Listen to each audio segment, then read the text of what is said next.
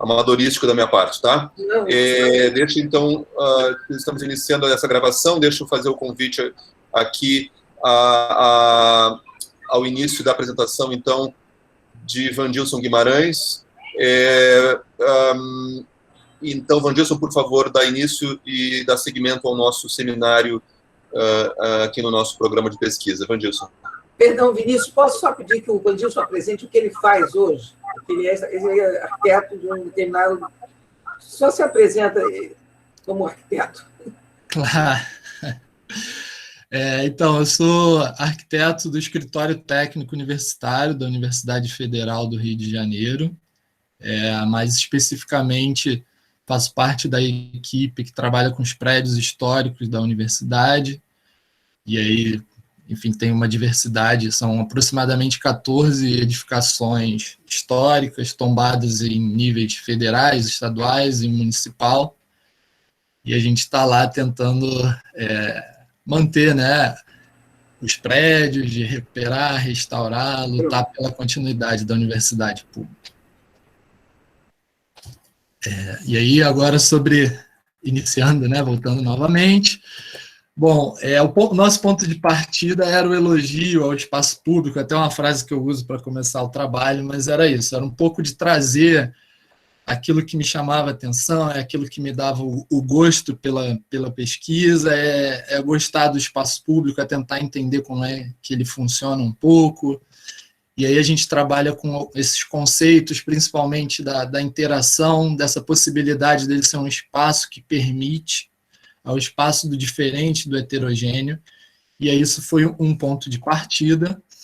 Bom, para a gente ir para caminhar tecnicamente, a gente vai para essa comparação entre um grande projeto urbano e a cidade consolidada. Bom, por que há essa distinção? A gente tenta trabalhar com a ideia de que esses dois elementos são distintos, especialmente no seu processo de consolidação, em seus ritmos de transformação. Quando a gente fala de um grande projeto urbano, a gente entende que isso significa um ritmo acelerado de implementação, de conformação na cidade, que seria diferente de, talvez não natural, a cidade não será algo natural, mas daquela tradicional, onde as coisas vão acumulando ao longo do tempo, que os diversos investimentos vão acontecendo ao longo do tempo, com diversos atores, de uma maneira muito mais gradual e que vai acompanhando, obviamente, a evolução econômica, social daquele local. E o projeto ele vem com, em geral, com uma força econômica muito forte, ou seja, um grande investimento concentrado no tempo, que é essa ideia de um ritmo muito acelerado de transformação. Então, isso é que vem essa nossa distinção que a gente tenta fazer entre o que seria a cidade consolidada, num ritmo lento, histórico, gradual, e uma cidade e uma proposta de uma intervenção urbana concentrada tanto no tempo quanto em investimentos, em forças de alterações, de processos decisórios, né? E aí, para a gente trabalhar com a nossa hipótese, é que esses novos projetos, ao serem implantados, eles tendem a desconsiderar formas e vitalidades pré-existentes. Ele é uma forma, em geral, imposta, essa é a nossa hipótese inicial, de que ele vem com uma imposição e que ele repercute de maneiras distintas sobre esse tecido pré-existente, e que, em geral, essas repercussões não necessariamente são positivas. Ou essas repercussões que acontecem no momento em que há essa implantação e que há um contato da cidade consolidada com esse novo projeto, que esse novo projeto não avalia muito bem que impactos serão esses. Eu acho que ele está pensando muito mais na divulgação do que ele se propõe, do que esse novo projeto se propõe, do que necessariamente uma integração ou uma previsão de impactos que podem ocorrer de acordo com as suas características sobre o que existe. E aí é onde a gente usa como método um método de leitura para entender o que é isso, para poder até julgar e falar, poxa, existe uma sobreposição, como é que essas sobreposições e essas intervenções interagem. Então, a gente vai usar um método de leitura adotado pela professora Tereza, que ela desenvolveu e expressou ao longo do pós-doc dela, para essa repercussão, ou seja, como é que acontece isso.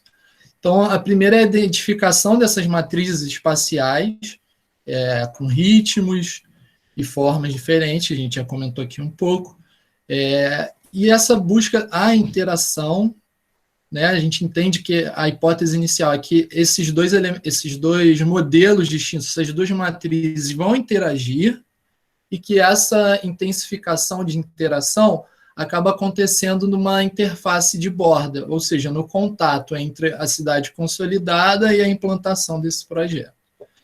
E que essas repercussões, em geral, vão tender a beneficiar o novo projeto e não a cidade consolidada. E aí, como estudo de caso, a região portuária do Rio de Janeiro, com a implementação do Porto Maravilha, uma região que tem um histórico de mais de 300 anos, e esse projeto que vem se vender como o futuro da cidade, né? Como uma possibilidade de futuro para a cidade. E aí a gente tenta um pouco redesenhar o que seria essa implantação em diversos séculos, né? Como a gente estava falando, é uma área que ela vem sendo consolidada gradativamente, e com características distintas. A gente pode falar de um processo inicial de conformação da cidade, que vem a ocorrer aqui no entorno da Praça 15, e a gente tem a formação da cidade do Rio de Janeiro, aquela história dos 4 morros, né, que a cidade vai ser murada e se desenvolve ali, e a região que a gente entende hoje como a região portuária, ela vem como uma região de apoio, de suporte a cidade original. A cidade original, a cidade principal ali, ela vem quase como nas costas, né? Ela vai agregar, vai acabar atraindo e agregando usos relacionados ao que a cidade oficial não queria demonstrar, ou entendia como se fossem usos secundários. E aí, por exemplo, a descarga de determinados materiais, o escravo de mercados, o mercado de escravos vai sendo deslocado para essa região conforme a escravidão passa a ser vista internacionalmente como algo atrasado. Então ela vai indo para as costas da cidade, e essa região vai absorvendo esse tipo de uso. E no século XX ele recebe uma primeira grande transformação, que é o investimento do Cais do Porto, que é essa grande mancha, onde é implantado um novo tecido, uma nova proposta, uma nova configuração fundiária. Se antes eram de pequenos lotes conformados e distribuídos por uma série de pessoas, né, socialmente ampla, começa agora uma grande área concentrada na mão de um único proprietário, que no caso foram ingleses, né, que foi um início, uma prévia do que seria o Porto Maravilha, né? E depois, já no século XXI, a grande intervenção começa ali pela área da Praça Mauá, mas aqui é mais para a gente identificar como é que essa área foi sendo consolidada. Ela tem um histórico de consolidação distinto.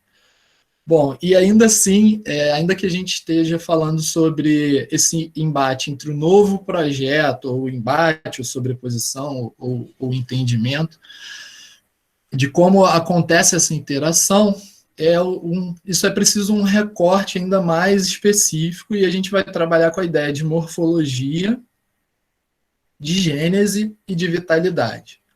A gênese é exatamente isso que o slide anterior estava vindo falar para a gente, era entender como é que estava acontecendo, qual foi a lógica de configuração, isso é um termo que a gente usa muito, qual foi a lógica de configuração desses espaços que levaram 300 anos sendo construídos. A morfologia vem a contribuir para essa lógica dos espaços, ou seja, por exemplo, essa questão fundiária, como é que ela foi alterada no momento colonial, no momento imperial, depois quando a gente vem com república, que é quando tem esse grande investimento inglês, onde a gente apresenta uma nova conformação fundiária. Então, a morfologia vem ajudar a entender isso, e como é que o Porto Maravilha está se propondo. E a vitalidade é uma outra linha também, mas para entender que a gente queria mostrar essa diferença. Qual é a vitalidade que esse tecido consolidado produz e qual é a vitalidade que está sendo proposta ou divulgada pelo novo projeto e qual é a vitalidade efetivamente produzida. Bem, a gente começa fazendo uma identificação de pré-existências, né, de como é que isso não se traduz apenas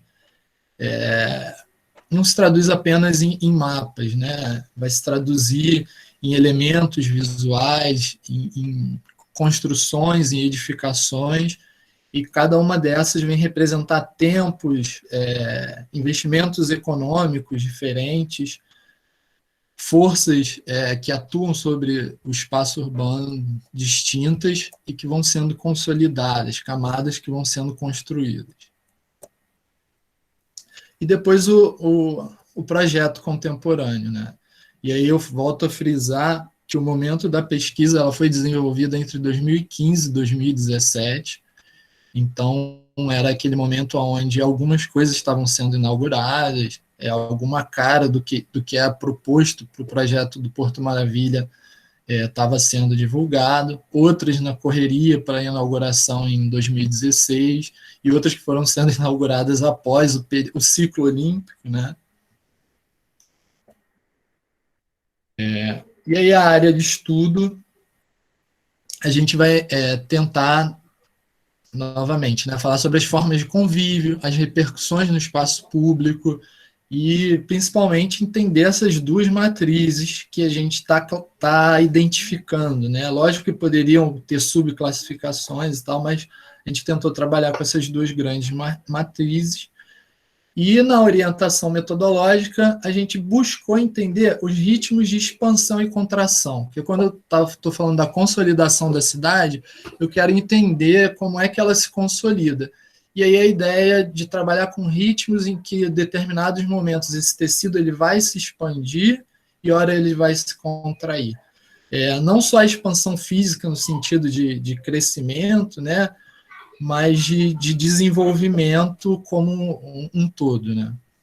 E aí buscar forças atuantes, também é um conceito interessante que a gente vai trabalhar, que são essas forças de atração, forças de repulsão, forças de agregação, consolidação, valorização, desvalorização, entender como é que distintos processos decisórios vão influenciar sobre todas essas forças que acabam consolidando, né, conformando a cidade, tentar entender as permanências, o que permaneceu, o que não permaneceu, o que deixou vestígios, e essas relações de uso e função.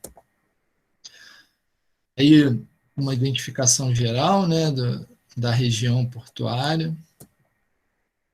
E aí, trazendo para o Porto Maravilha, para o projeto do Porto Maravilha, alguns números, assim, uma pincelada, uma área urbanizada de 5 milhões de metros quadrados, que inclui, são 6 bairros, né, sendo 3 bairros integralmente dentro dessa área e 3 bairros parcialmente. Mas os bairros que acabam sendo mais reconhecidos realmente é Saúde, Gamboa e Santo Cristo, que estão integralmente dentro do que foi delimitado como região portuária. Essa região possui 7 mil metros quadrados de cais, em torno de 30 mil habitantes, e existia uma perspectiva de transformar esses 30 mil em 100 mil habitantes até 2017. Aqui é o que seria essa proposta do plano do Porto Maravilha, né? A proposta urbana. E aí a gente já começa a entender um pouco do que é esse embate entre dois modelos, o modelo novo proposto e o modelo da cidade consolidada, isso olhando apenas a conformação de quadras propostas, mas a gente vai explicar um pouco mais à frente o que é esse, primeiro o discurso desse modelo, do modelo do Porto Maravilha, que ele vem dizendo que ele quer integrar, que ele quer resgatar a cidade, o discurso da degradação, que também é um discurso histórico na região, efetivamente o que ele se propõe. E um pouco da constituição histórica desse tecido urbano, que foi uma das metodologias, né, principalmente de morfogênese, que é comparar o que a gente tem de registro, e os mapas acabam sendo um registro muito interessante disso. A gente vai vendo como é que os espaços urbanos foram sendo conformados, as ruas, enfim, no caso do Rio de Janeiro, o histórico de aterrados, que essa área também faz parte disso. E aqui é um conceito bem interessante, que foi trazer o histórico, né, dentro da pesquisa, não apenas um histórico para constar, mas era entender esse histórico a partir de ritmos de expansão e retração. Ou seja, quais foram os acontecimentos históricos e como isso teve repercussão sobre a área estudada. E aí a gente brinca, né, com algumas expressões e também tenta consolidar o nosso entendimento, assim, para facilitar um pouco o que foi esse processo, porque isso acaba sendo importante na avaliação lá na frente. Então, por exemplo, o momento do Porto Maravilha a gente vai chamar da cidade do futuro no presente, porque ela se vende como futuro, como a possibilidade de dar um novo futuro àquele lugar. Só que ela está acontecendo ali no presente e a gente vê, será que é mesmo futuro? 4 anos depois, hoje eu tenho uma leitura diferente, quer dizer, não diferente, até isso me surpreendeu, mas mais consolidada, de que aquilo era muito mais discurso do que efetivamente estava se produzindo uma cidade do futuro. Aí também a questão da cidade obsoleta, que é algo que vai seguir ali, né, que vai ser colado nessa região portuária desde do final do século XIX, início do século XX. Então isso vai pegar as reformas do Pereira Passos, né, que vão ficar bem marcadas na área da região da Praça Mauá, que é um ciclo de retração, mas que ele convive com alguns ciclos de expansão. Então, um exemplo disso é, se a gente olhar hoje lá a região portuária, a gente vai ter alguns pontos vamos chamar de sucesso, mas que são os novos prédios que estão lá sendo incorporados e que estão começando a ser ocupados com taxas superiores a 50%.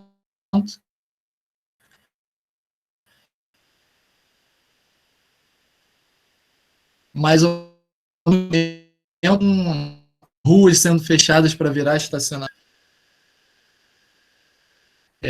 E os outros ciclos de expansão que a gente vai ter, a região de apoio, que é exatamente o início colonial, depois a região, o quintal do Império, que é onde o Império vai lançar algumas bases da industrialização, os grandes investimentos, por exemplo, nas malhas ferroviárias, tem essa ligação ali com a região, até porque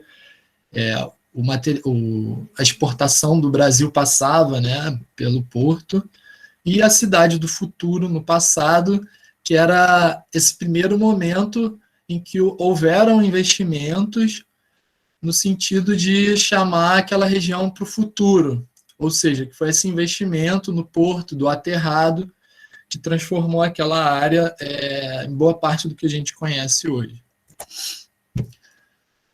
E aí, a apresentação um pouco do método e dos desdobramentos, que é um pouco disso que a gente está falando, a busca pelas temporalidades, as escalas espaciais, os ritmos evolutivos, as singularidades, as redes urbanas.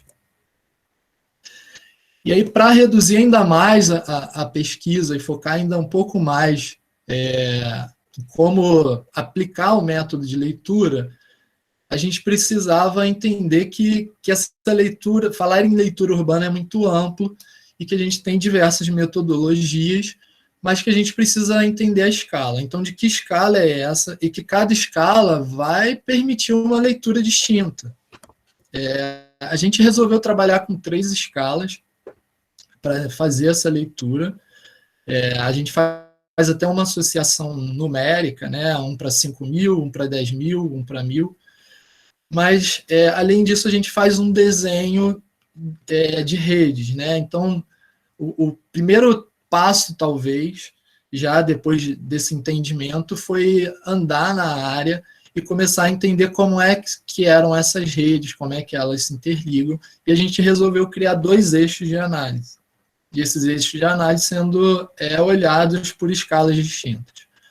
E aí a gente chamou que é o eixo da Rua Camerinos e o eixo da Rua Sacadura Cabral. A Rua Camerinos, ela vai fazer historicamente, ela faz a ligação da cidade, vamos chamar assim, até porque em um determinado momento essa era uma zona rural da cidade do Rio de Janeiro, então ela vai fazer essa ligação da cidade com esse porto alternativo, com essa área de descarga, e esse caminho se mantém até hoje. Até hoje ele ainda é entendido como uma área de ligação, agora viária, né, de você fazer um escoamento viário dessa região. E a Sacadura Cabral, ela inicialmente é a conformação natural do terreno, ela é a divisão entre as encostas do Morro da Conceição e a praia. E aí isso foi sendo apropriado ao longo da história de maneira diferente. Num determinado momento ela foi ocupada por trapiches e pequenos portos, até que depois a gente tem o grande aterrado, mas ela ainda tem essa marca, né? De um lado a gente está olhando a cidade conformada de 300 anos, aproximadamente, e no outro lado nós temos essa formação urbana de 100 anos, aproximadamente. E além disso, eles têm uma característica que são uma grande quantidade de espaços públicos. São praças, largos, com escalas também distintas, com funções históricas distintas. Então, tudo isso foi sendo estudado para gerar um entendimento. E aí, com a definição desses 2 eixos, a gente foi tentar entender a lógica de configuração, que é um pouco isso, era o caminho de acesso, era a praia onde era possível ter a descarga de embarcações um pouco maiores antes de ter algum investimento de estrutura, um investimento mínimo de estrutura.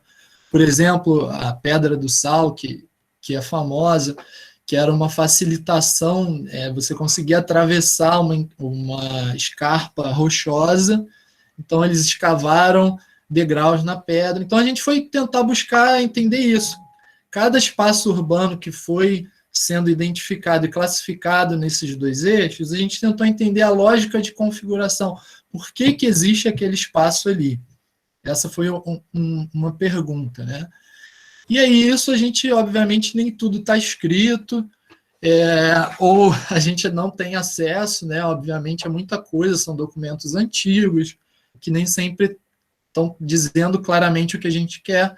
Então a gente trabalha com a ideia de hipótese de configuração. E aí, a partir de especulações do que seriam as possibilidades de uso daquele espaço, obviamente com estudos sobre a história da cidade do Rio de Janeiro e outros trabalhos, tentando entender como é que aquele espaço é conformado, quais são as histórias, quais são os ritmos, o que formou aquele espaço e por que é que hoje ou ele é degradado, ou é um espaço de vitalidade numa região, num local um pouco mais degradado. A gente foi tentar buscar essas ideias. E aí a gente vai trabalhar com uma outra ideia assim, que foi muito importante para fazer a leitura.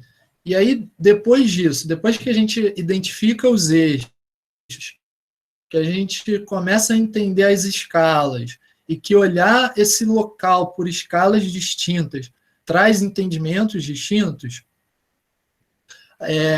numa escala mais aproximada, principalmente, a gente vai tentar entender as dimensões, porque cada um deles trabalha com dimensões qualitativas, e essas dimensões qualitativas a gente tenta comparar com a matriz de conformação daquele espaço. Então, isso gerou planilhas de análise, de avaliação de cada espaço público que foi identificado ao longo desses eixos.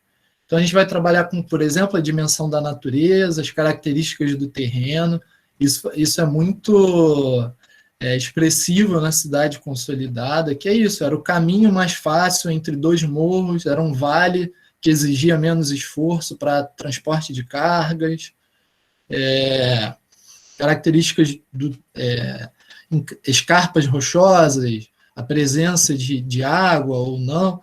Então, isso tudo vem fazendo parte.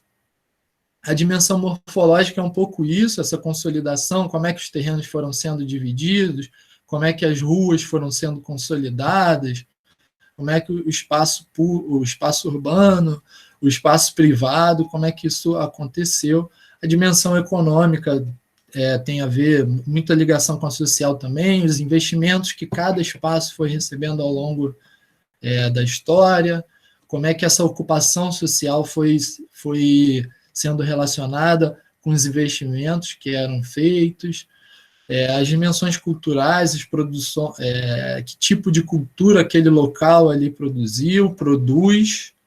A gente não estava só olhando para o passado, a gente tentava fazer vir do passado ao presente, então a gente começa a entender certas coisas, dimensões institucionais também, como é que os poderes, né, instituídos entendiam os locais e como é que eles foram sendo configurados, e ele é uma história riquíssima para isso.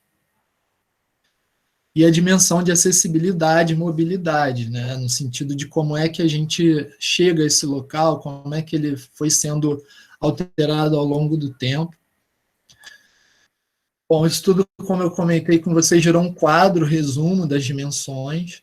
Então, a gente tentando, a partir dessas análises, dessas dimensões estruturantes, buscar as forças de atração, as forças de agregação, de consolidação, de valorização. E aí a gente começa com os primeiros resultados, os resultados preliminares de todo esse esforço, né, de tentar fazer essa leitura do espaço urbano.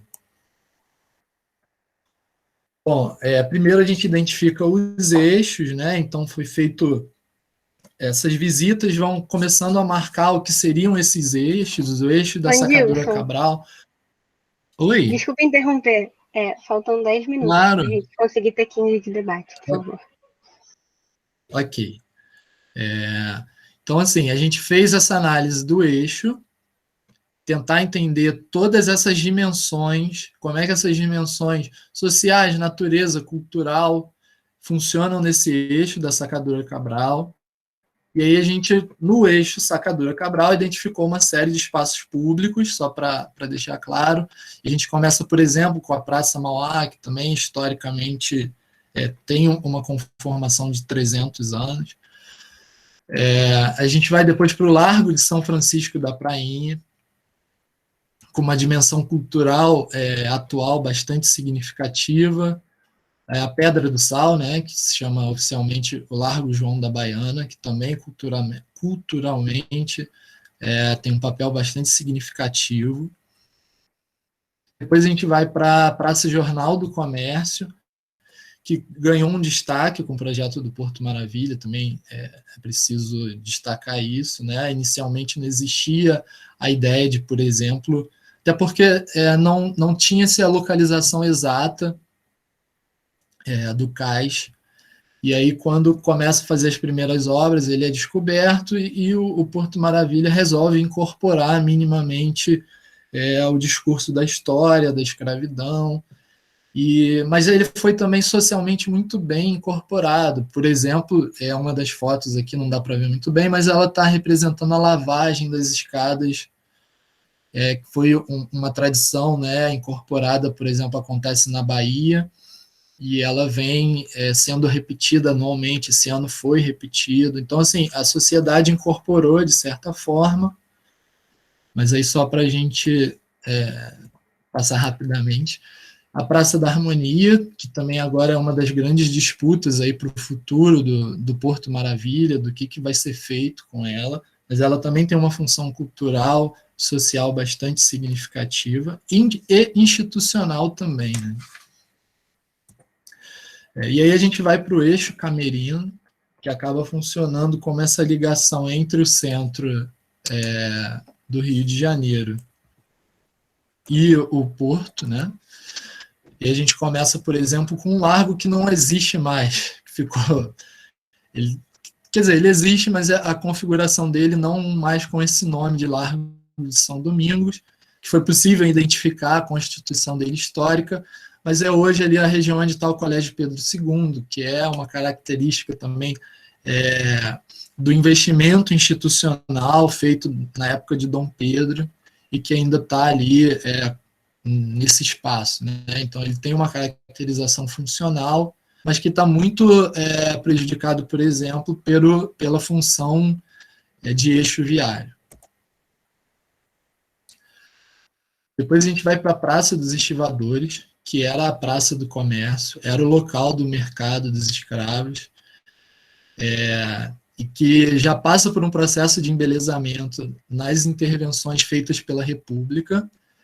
Então, por exemplo, a gente tem o Jardim Suspenso do Valongo, que já era uma tentativa de esconder essa vergonha escravista, e aí ele ganha estátuas e tudo mais, uma característica quase que um bulevar suspenso, algo assim, mas na verdade ele está escondendo a casa de engorda, a casa de espera, onde os escravos, enfim, recebiam algum tipo de alimentação, alguma coisa assim, para poder serem vendidos. Então, é uma área com um histórico muito forte, e que também tem um processo evolutivo, atualmente cultural, ainda bastante significativos. E aí a gente termina como espaço público no eixo Camerinos, na Orla Conde, que já é uma grande intervenção, aí, uma grande caracterização do projeto Porto Maravilha, né? Vendido como a grande área pública produzido pelo projeto do Porto Maravilha.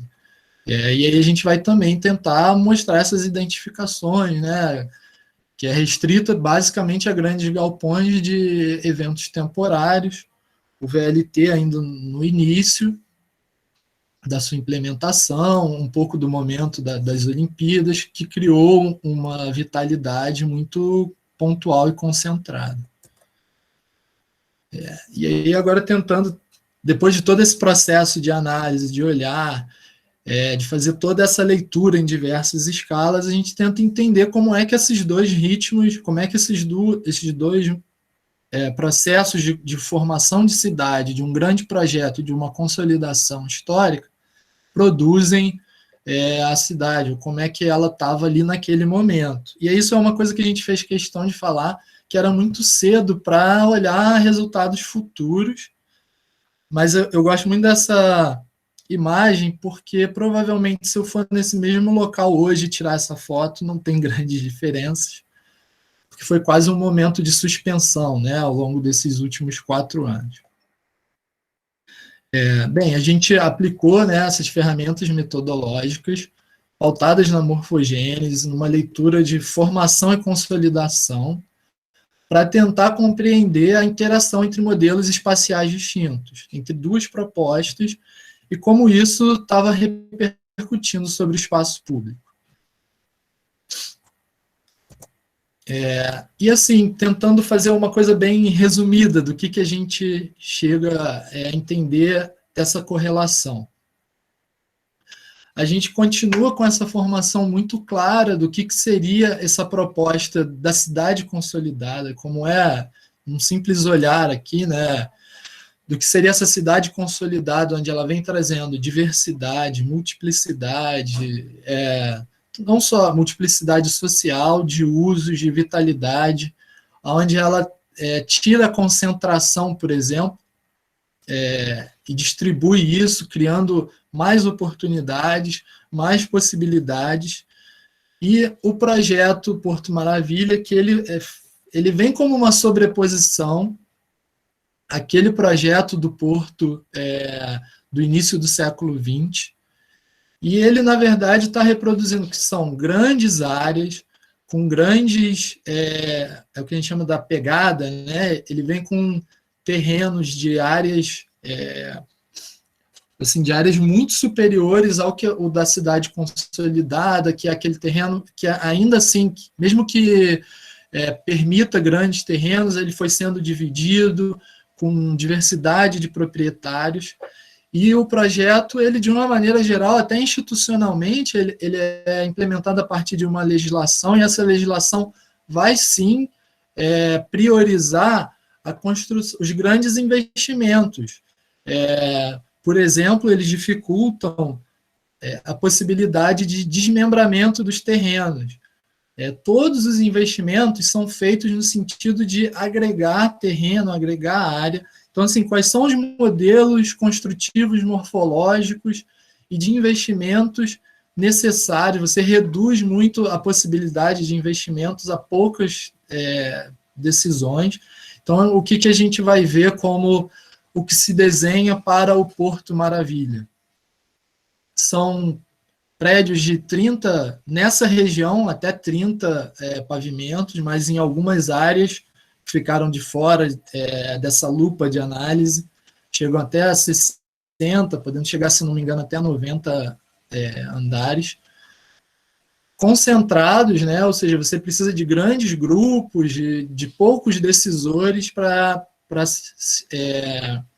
tomar a decisão do que vai ser aquele uso, do que vai ser aquela função.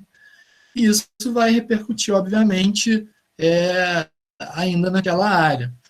Um dos estudos que eu utilizei, que me deram assim, uma leitura bastante interessante, foi da Nina Raba, da arquiteta Nina Raba, que ela vai falar sobre o processo de degradação dessa região na década de 80, e ela vai atribuir justamente a expectativa do futuro como o principal fator de degradação da época, porque ali é sempre visto como uma área para ser explorada no futuro. Então, quando se tem essa ideia de uma área para o futuro, é uma área de especulação, e essa especulação vai gerando vazios, que é mais ou menos o que a gente continua vendo ali. São grandes terrenos vazios, processos de demolição, então você passa em alguns terrenos, aquela coisa de degradação, e aí você começa a ter aproveitadores, vamos chamar assim, pessoas, por exemplo, que fecharam uma via pública e transformaram em estacionamentos particulares. E aí, por exemplo, esse movimento, na hora que a gente trabalha com grandes torres, que fazem uma atração praticamente monofuncional no sentido de escritórios, que foi o que efetivamente foi implantado até agora, você precisa de estacionamentos. Então, a área vai continuar sendo estacionamento e a Camerinos vai continuar apenas como via para ligação à estrutura viária da cidade. Então, a gente manteve, assim,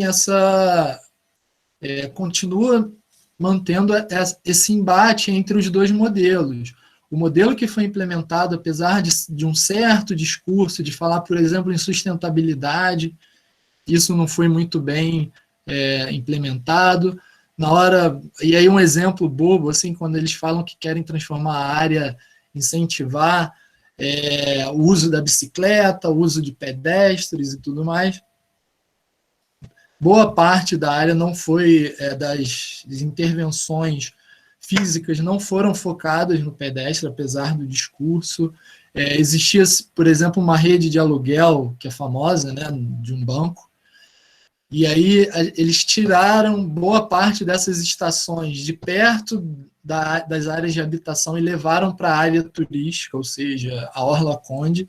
Então, na verdade, reduziu a quantidade de estações e colocou para o turista andar. Então, assim, são intervenções nesse sentido que a gente vai vendo que o discurso ia numa linha e a real implantação era de embate. É um outro modelo que está sendo forçado, e aí forçado legalmente, né? Como eu falei, o Porto Maravilha foi instituído a partir de uma legislação. Isso sem falar na operação consorciada, no modelo econômico, que foi algo que, ao longo da dissertação, a gente estuda, descreve, mas que aqui eu nem estou falando muito, mas que tem um impacto significativo, né? E um impacto significativo sobre esse modelo. E aqui, assim, só para fechar um pouco essa ideia da transição, então a gente acha ainda que existe essa, vamos chamar assim, essa franja entre o modelo nos eixos de análise. O eixo Sacadura-Cabral, né, que é um lado e outro, e o eixo Camerino, que ele faz uma transição um pouco diferente, não é lado direito, lado esquerdo. Vamos chamar assim, cabeça, pé e membros. Então, o corpo está numa lógica de configuração, os pés e a cabeça em outro.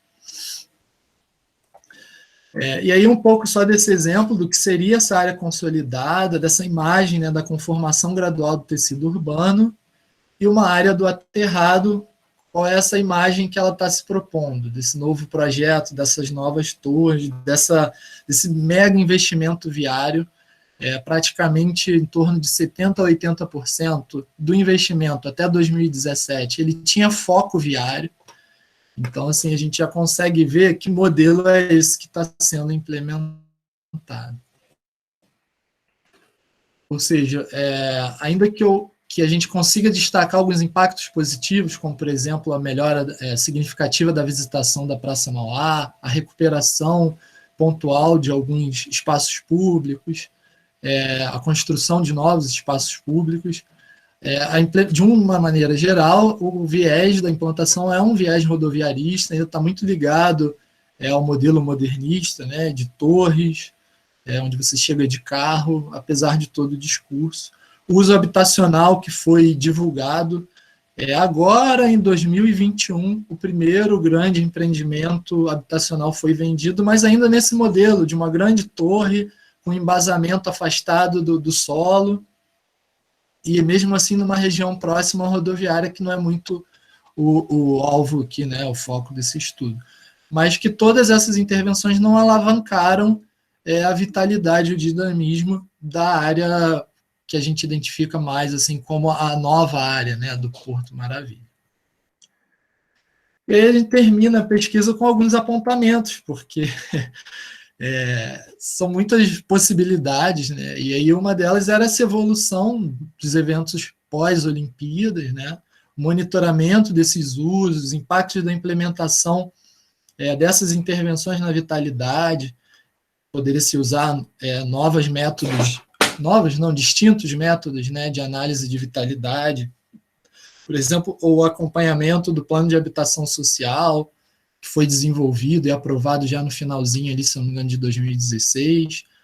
Como é que ficou a participação popular nos processos decisórios, avaliações mais específicas sobre o desenho urbano e até mesmo complementação historiográfica. Essa pesquisa teve alguns desdobramentos, né, a possibilidade de apresentação em coautoria com a professora Tereza, de trabalhos em congressos nacionais, um congresso nacional, um congresso internacional.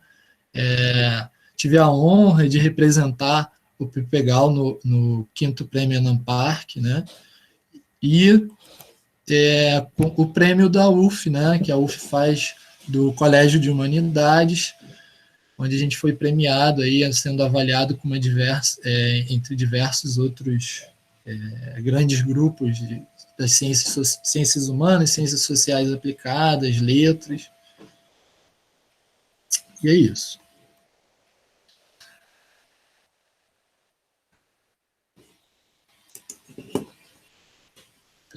Então, palmas. Vandilson, obrigado por contribuir e por compartilhar com a tua pesquisa. Deixa eu fazer o convite, então. Nós temos inscritos aí, por favor, para o nosso Q&A, aí, nossa sessão de questões e perguntas, questions and answers, sim, questões e respostas. Tem a Samira. Eu também gostaria de colocar algumas observações e tal. Samira, quer começar? Bom dia. Eu queria começar parabenizando o Vandilson, dizer que a sua pesquisa é absolutamente apaixonante, que eu já quero começar a ler a sua dissertação agora. Tem uma interface muito grande com a minha pesquisa, mas não por isso, né? é realmente fascinante. Eu queria te fazer 3 perguntas assim meio soltas. A primeira é sobre aquele quadro que eu estou aqui pensando nele até agora, aquele ciclo de expansão e retração. Aquela coluna que você usa do lado esquerdo, eu fiquei pensando como que você chegou àquelas palavras, se é pelo discurso, se é pela historiografia, né? Outra pergunta é sobre, quando você falou da franja, fico pensando que você está falando de forma, né? E fiquei pensando se essa franja, ela se constitui lugar de possibilidade, lugar de transição, onde você vê o tecido misturado, eu não sei. E a última pergunta é se você, quando você está pensando esse contato da cidade consolidada com os novos projetos, se passou na sua pesquisa um pouco a relação do que isso significa na memória da cidade, na memória. Então, é isso. E, de novo, parabéns.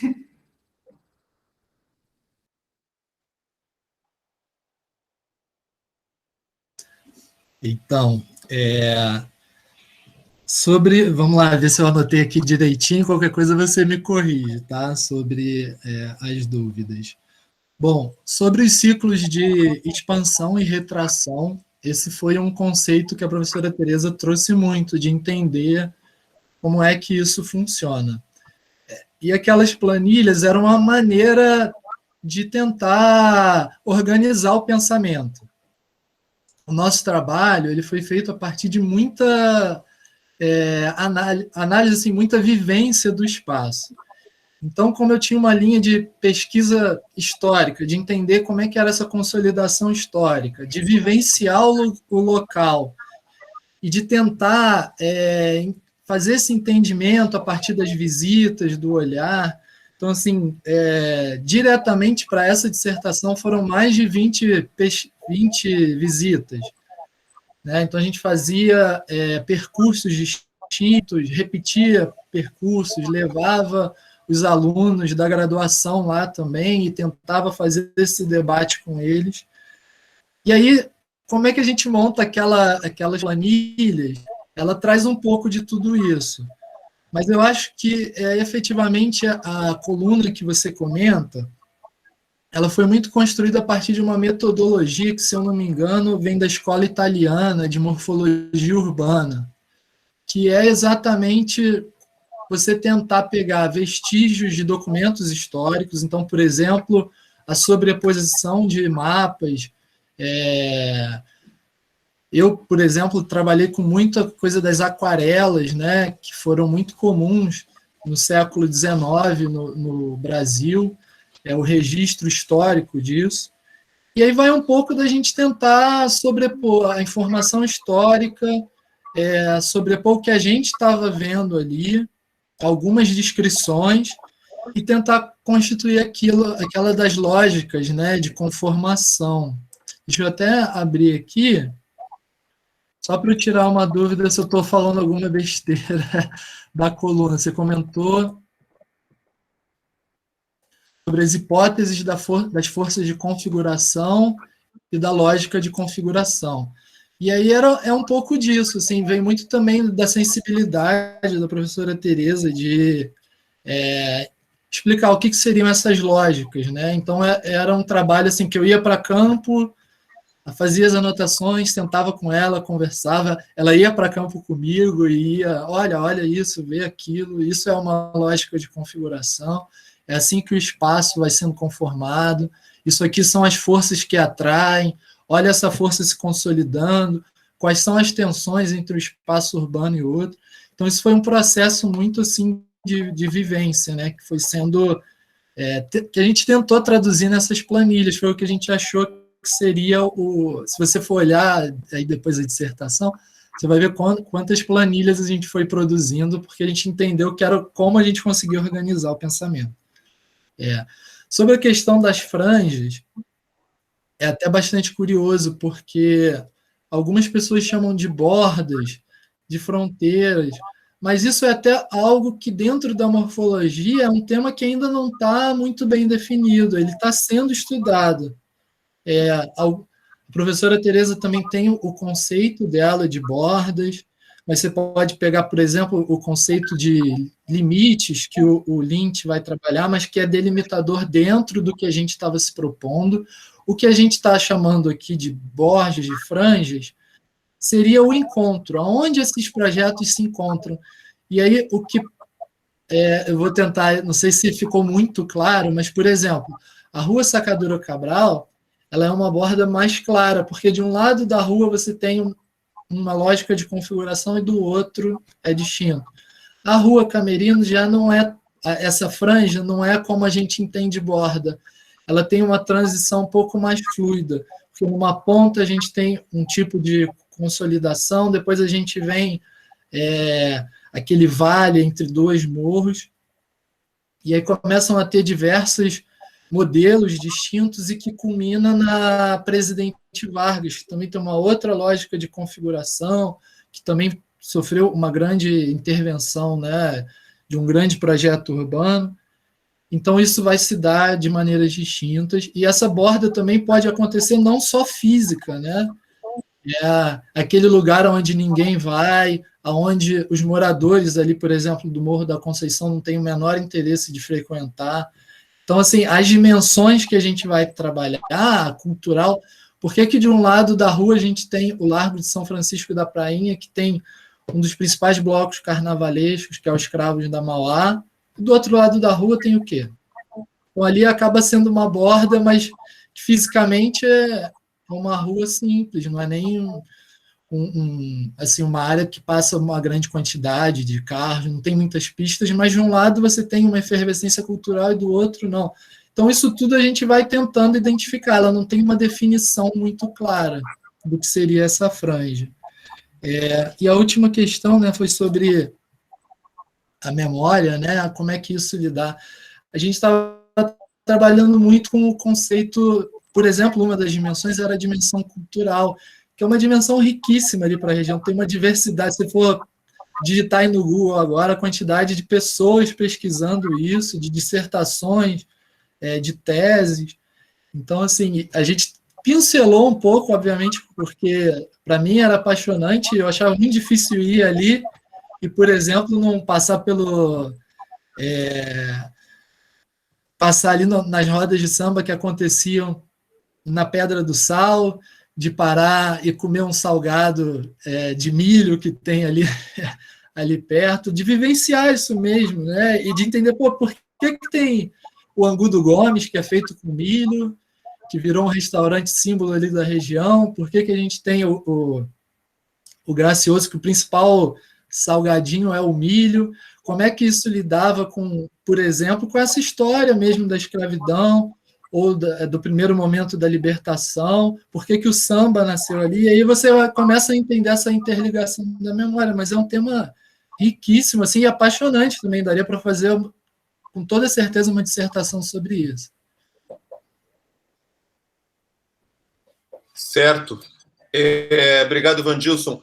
A gente já está com um tempo nosso estourado, na verdade, né, em função da nossa marcação de 12h30 como limite, então eu vou ser muito breve aqui, nós começamos com um pouquinho de atraso, eu acho que nas próximas edições a gente vai ajustando, né, começando, talvez a gente possa marcar para as pessoas entrarem online, tipo 12h25, para nos dar aquele tempinho de ganhar a massa crítica para iniciar.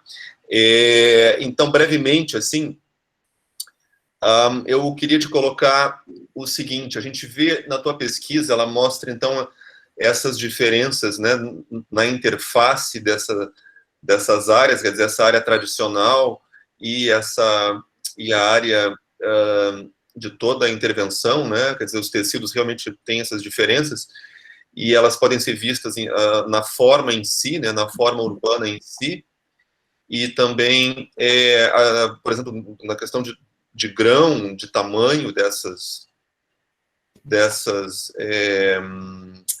edificações, dessas implantações, a posição, assim como nos usos do solo, quer dizer, a gente pode imaginar que a diversidade de atividades dessa área sob intervenção direta tenha caído, né, a diversidade, quer dizer, são coisas que são verificáveis aí. Eu queria te pedir para falar muito brevemente sobre como essas diferenças foram capturadas nessas tuas leituras certo? E, então, é isso. Vandilson, por favor. Claro.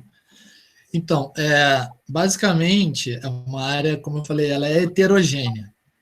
Então, na hora que eu olho, por exemplo, para a Praça Mauá, na hora que ela recebe os grandes investimentos dos museus, ele vai ter um tipo de repercussão ali no entorno.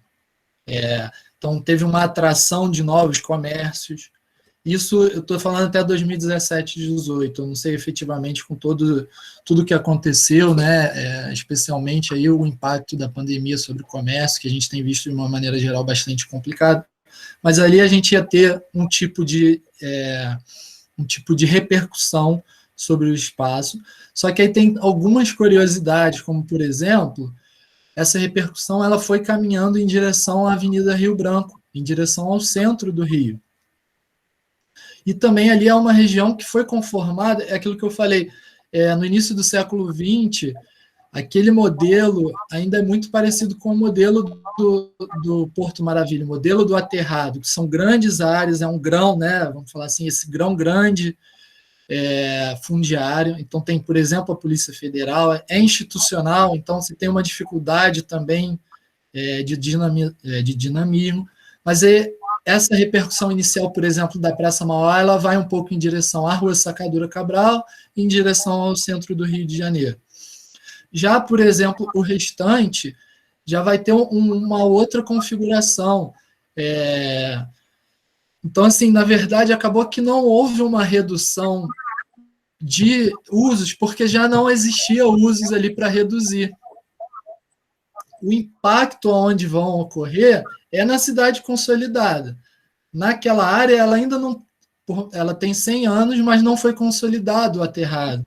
Então, ele em algum momento teve uso, por exemplo, vou dar um exemplo do Moinho Fluminense, que funcionou durante um grande tempo como uma área industrial, mas que está há alguns anos abandonada.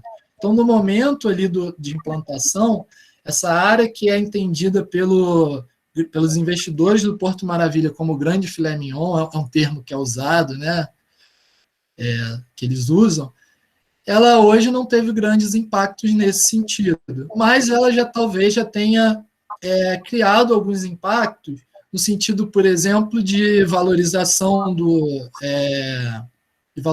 solo, um início de gentrificação.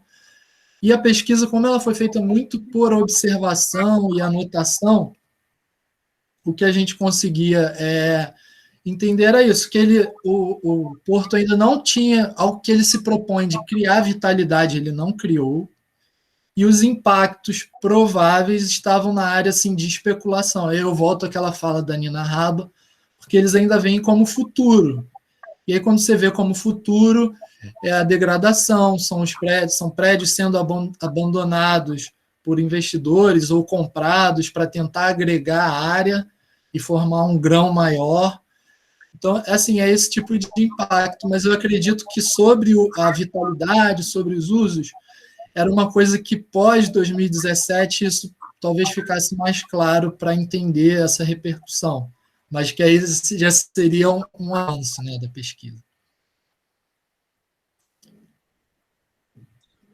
Tá ótimo. Obrigado, Vandilson. Então, última questão com a professora Tereza. Serei breve. O que eu acho que se destaca no trabalho do Vandilson é o foco no espaço-tempo, relação espaço-tempo é ritmo e é ciclo. Então, quando ele começou levantando os fatos históricos daquela região, a partir de mapas, de base iconográfica, aquarelas, o que se via é que pedaços eram ocupados e outros não, depois outros pedaços eram ocupados e aqueles não eram mais objetos de atenção. É isso que ele vai associar a ciclo de expansão. Expansão, contração, a ritmo, a relação espaço-tempo. Então, eu queria dar parabéns. Eu tinha pedido uma intervenção, porque é difícil analisar ritmo. Ele não é pautado numa observação de um tempo único, óbvio. O ritmo exige observações de passado com bases distintas, documentais distintas. Não só relatos, como mapas, como imagens, que vão mostrar o tipo de vitalidade que determinados lugares atraíam ou não. Então, agora eu queria ter duas coisas rapidinho. O tamanho do grão, que o professor Vinícius fez referência, dentro do trabalho do Vandilson se destaca, o tamanho do grão, processo decisório e investimento. Quanto maior o grão significava que o processo decisório tinha o menor número de decisores e uma maior quantidade de investimento. Então, é curioso porque, por exemplo, Sacadura Cabral era um tipo de decisão de ocupação. O processo decisório é decisão de ocupação do comércio e do negócio. O outro era mar, era trapiche, era navio. Quando vai aterrado, aquilo é para um investimento só. É a área portuária para grandes capitais e exportação. Então, o grão mostra isso. Quando esse aterro é modificado pelo Porto Maravilha, aumenta ainda mais o grão. Porque esse novo grão, ele está fora do plano diretor da cidade, ele já tem uma base institucional própria. Por isso que a dimensão institucional entra na análise. Aquela coleção de dimensões que ele vai trabalhar, de múltiplas dimensões, ela é fundamental para se enxergar os fatores de atração e de formação no sentido de forma urbana que vai ser produzida. Né? Então, eu me sinto, foi um privilégio ter Vandilson como aluno, como orientando, porque ele procurou ir a fundo, dedicado, e foram 20 comigo. Semmigo, ele fez muito mais, porque ele era autor do projeto de restauração daquela igrejinha que tem perto da Sacadura Cabral, perto do Largo da Prainha, ali na Sacadura Cabral. Então, ele ia lá a trabalho, ele era arquiteto de restauro.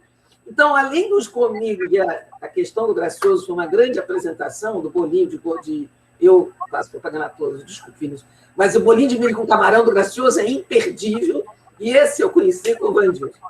E essa relação com essa história genética da comida.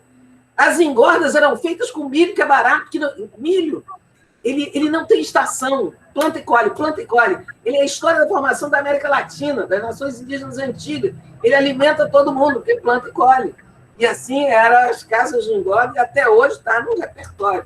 Então, essas coisas que são loops de tempo, mostram permanências, mas ela só pode ser feita em vários tempos de análise. E ele plantou isso na pesquisa muito bem, essa noção de tempo. E só finalizando, Bordas, já que eu fui citada, Bordas é objeto de um seminário internacional chamado ISUF, até hoje.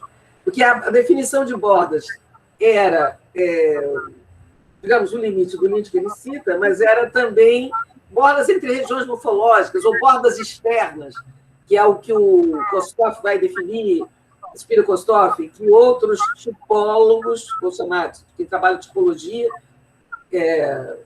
como o pessoal da escola italiana, como o Canidia, que foi citado, é a borda de uma região morfológica. É um conceito de produção num único tempo. Eu produzi todo aquele tecido urbano num único tempo. Aí, quem está no tempo do lado, ali conceitua uma borda. Né?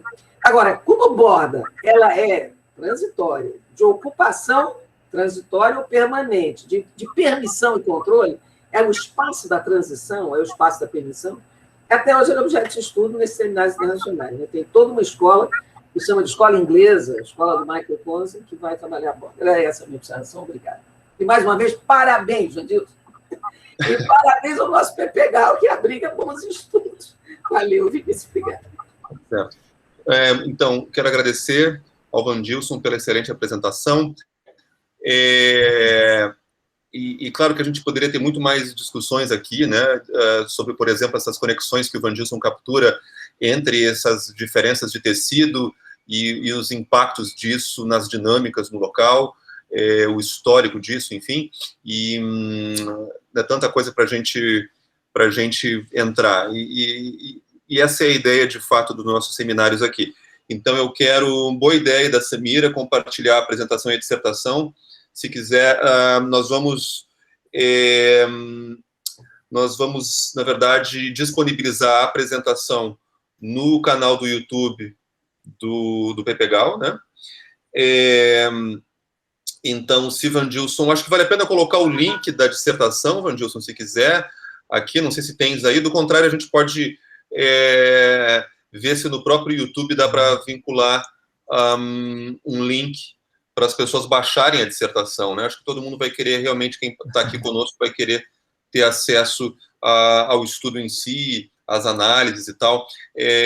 Eu quero enfatizar que o nosso seminário também tem esse papel de divulgar os nossos métodos, abrir as nossas escolhas metodológicas, difundir essa dimensão empírica, que é muito importante, né, dentro de um programa de pesquisa, compartilhar essas buscas, essas soluções que nós vamos encontrando em pesquisa. Eu também quero convidar todos vocês a se inscreverem nos seminários, o link está ali em cima. Semana que vem, então, para encerrar, nós teremos a professora Lúcia Capanema Alvarez com o tema Mobilidade e Porosidade para a Cidade como Comum, como Commons, né, que é um termo que a Lúcia está traduzindo dessa maneira. Então, com isso, a gente encerra. Quem quiser ligar as câmeras e para a gente poder fazer um encerramento. Então, obrigado a todos, todas, sobretudo Vandilson, pela sua apresentação, e semana que vem a gente retorna, então, com a professora Lúcia mostrando sua pesquisa, que é bem novinha, está em andamento. Vamos ver o que a Lúcia está aprontando aí. Tá bom. Obrigado também a Yasmin pela organização deste evento. Vandilson? Eu vou encaminhar para vocês o link, porque agora que eu não consegui direitinho o link, mas vou encaminhar, ele está disponível no Academia. Eu vou buscar depois o link aqui, encaminho para o e-mail. E posso encaminhar também o PowerPoint, né, a cópia do PowerPoint, e aí eu acho que fica mais fácil depois encaminhar, não sei se pelo e-mail institucional.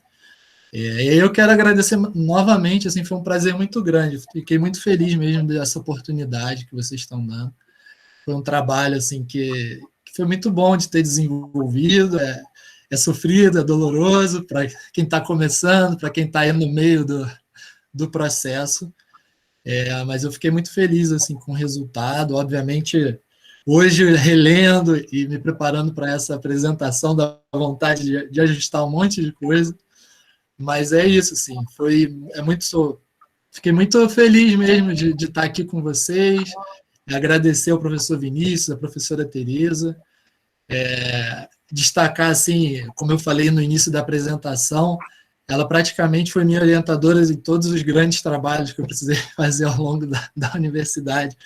Eu destaco assim, a metodologia dela, uma curiosidade que eu estava relendo, né, as conclusões, e parece que essa conclusão foi escrita hoje, no sentido do que aconteceu de 2017 até 2020, até 2021, sobre esse compasso de espera, sobre as repercussões positivas que eram divulgadas e que não aconteceram, porque parecia óbvio, na hora que a gente aplica esse método e vê que o discurso era mas que isso não tinha uma efetiva contribuição para a vitalidade, para o desenvolvimento, para a multiplicidade da região.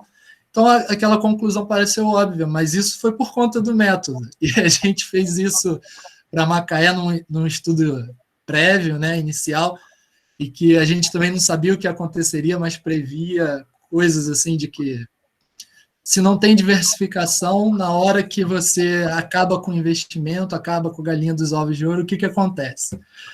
E esses métodos que a professora Tereza desenvolve tornam essa percepção muito fácil. Assim. Então, quero agradecer ela por todo o desenvolvimento aí desse período e que esse trabalho, com certeza, só aconteceu dessa maneira por toda a orientação que ela fez.